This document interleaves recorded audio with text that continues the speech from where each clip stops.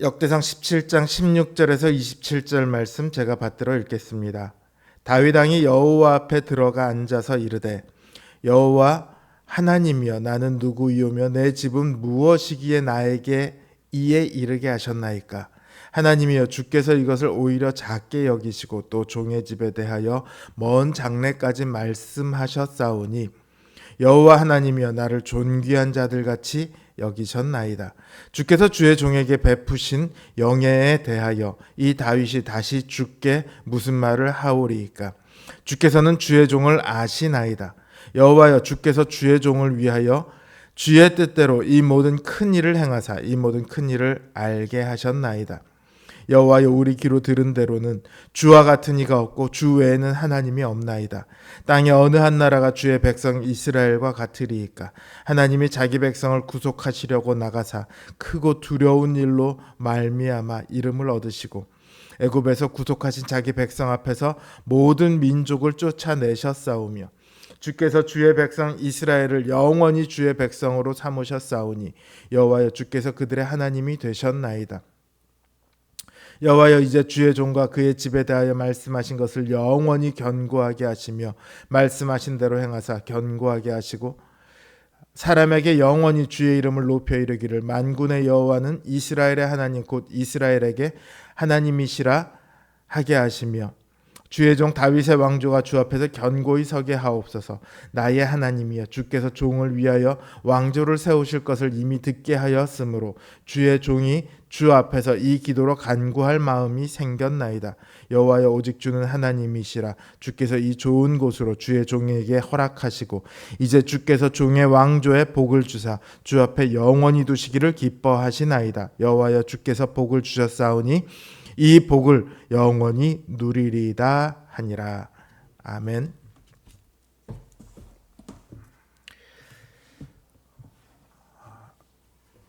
예배를 여러분들 예배를 드릴 때 기쁘게 드리고 계십니까?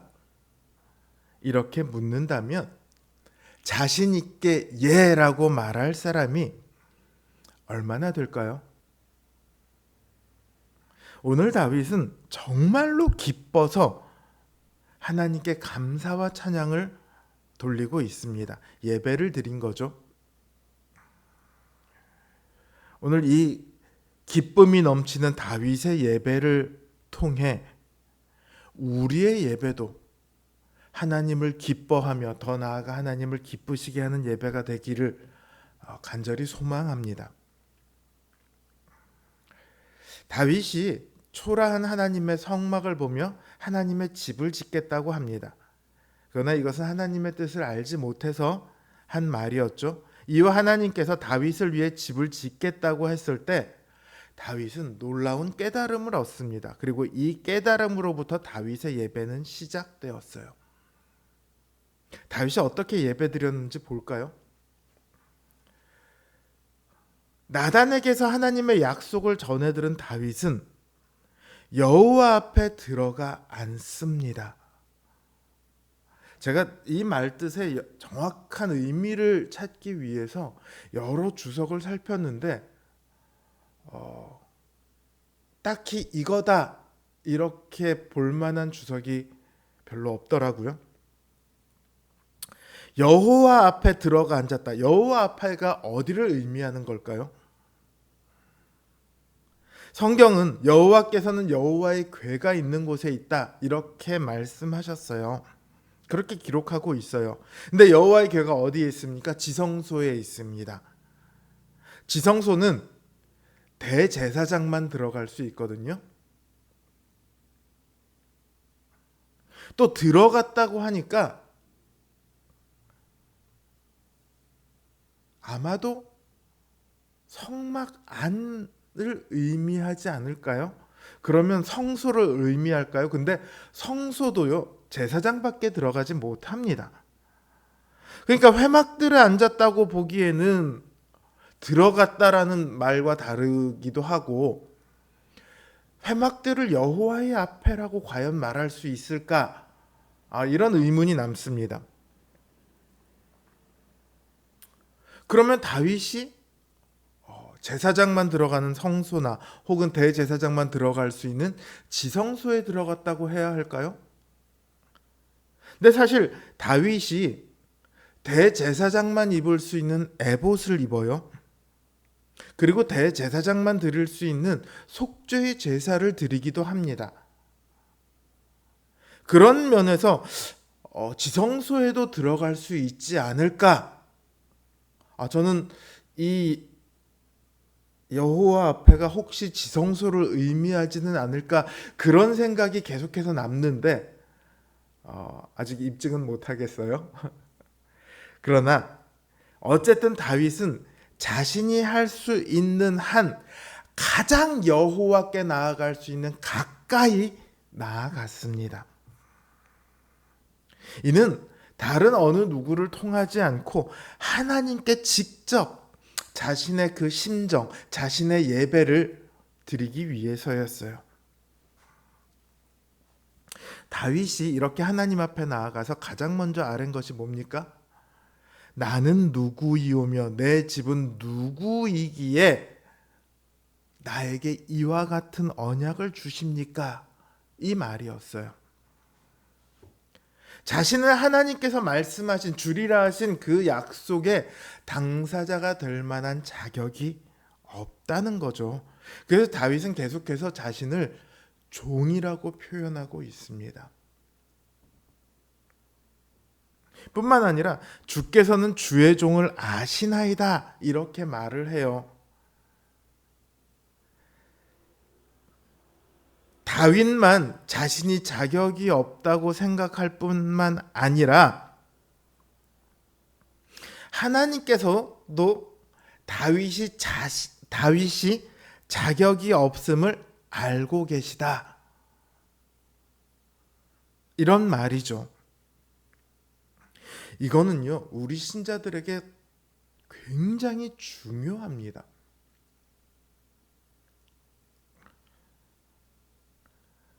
하나님이야 당연히 내가 죄인인 걸 알고 계시지.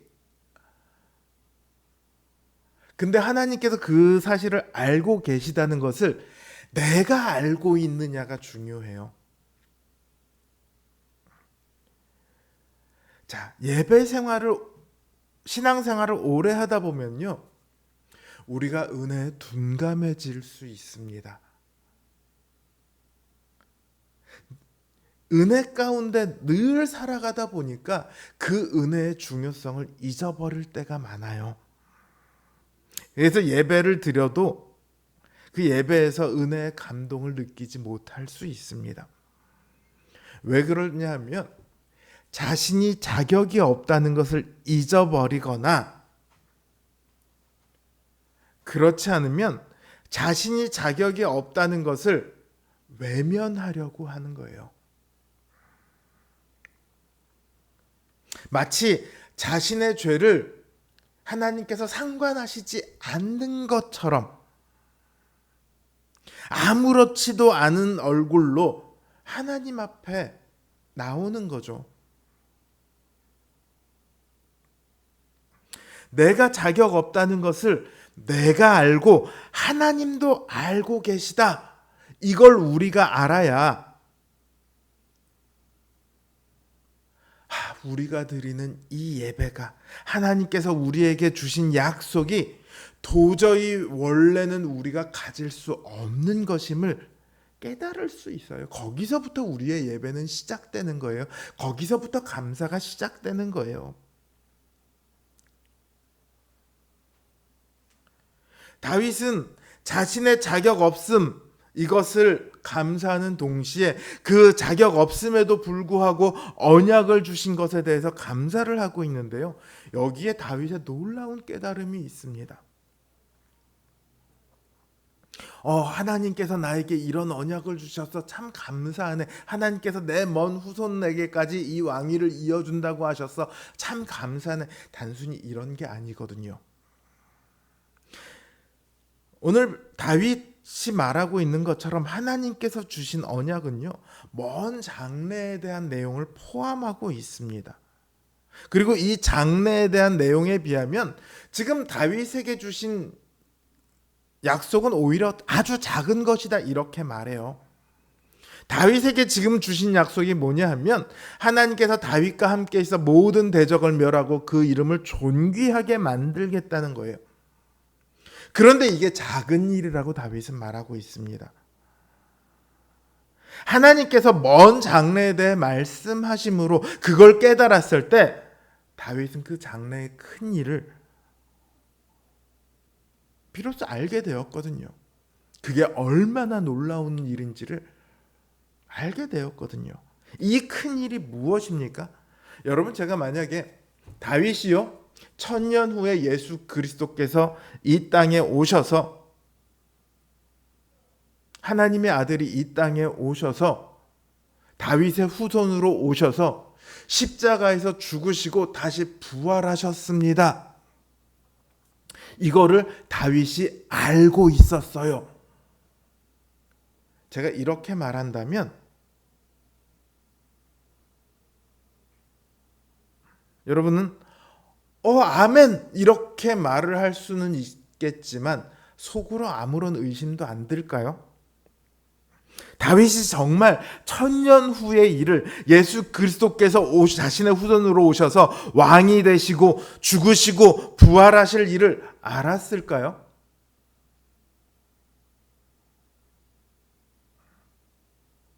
답은 그렇다입니다.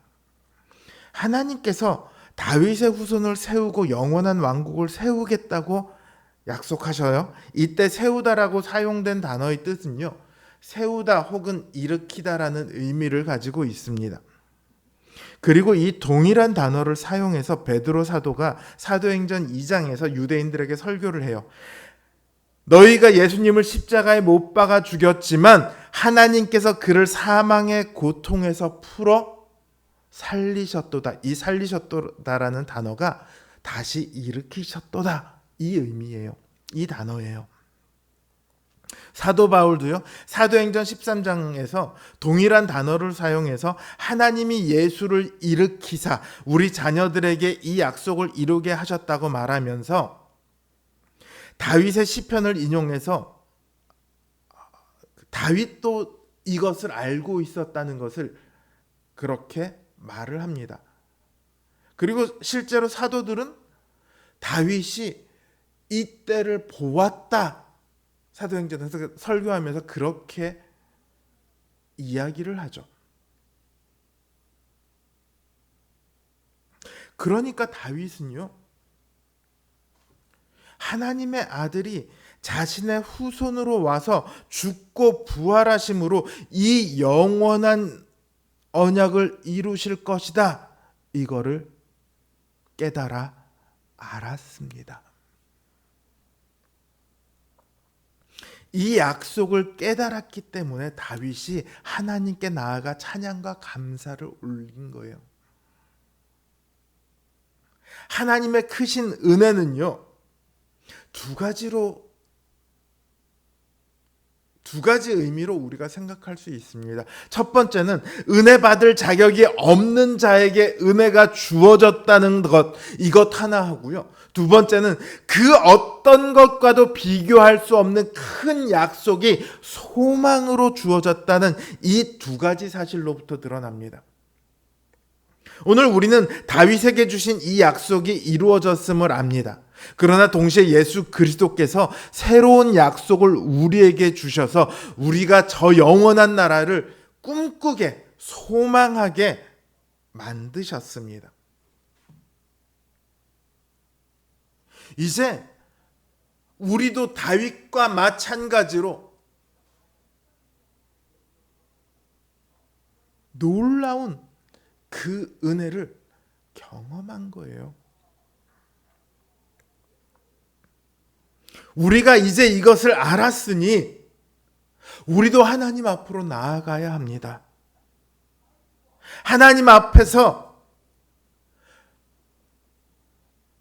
우리의 삶이 예배가 되게 해야 합니다. 우리의 모든 삶이 하나님을 찬양하고 감사하고 하나님 앞에 간구하는 시간이 되게 해야 합니다.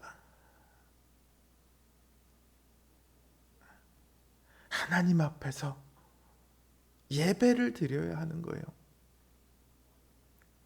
하나님 앞에서 하나님이 기뻐하시는 예배가 되기 위해서는 먼저 우리가 하나님을 기뻐해야 하죠. 우리가 하나도 기쁘지 않는데 어떻게 하나님을 기쁘시게 하겠습니까? 사랑하는 성도 여러분, 우리의 예배가 우리가 죄인이며 자격 없는 자임을 인정하는 예배가 되기를 바랍니다. 거기서부터 우리의 예배가 시작되기를 바랍니다. 이것이 없이는 아무런 기쁨이 있을 수가 없습니다.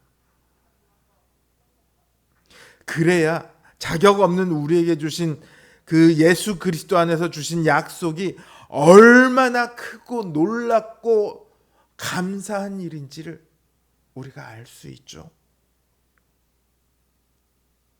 그래야 그 그리스도 안에서 주어진 영원한 나라의 소망을 우리가 기뻐하며 즐거워할 수 있는 거예요.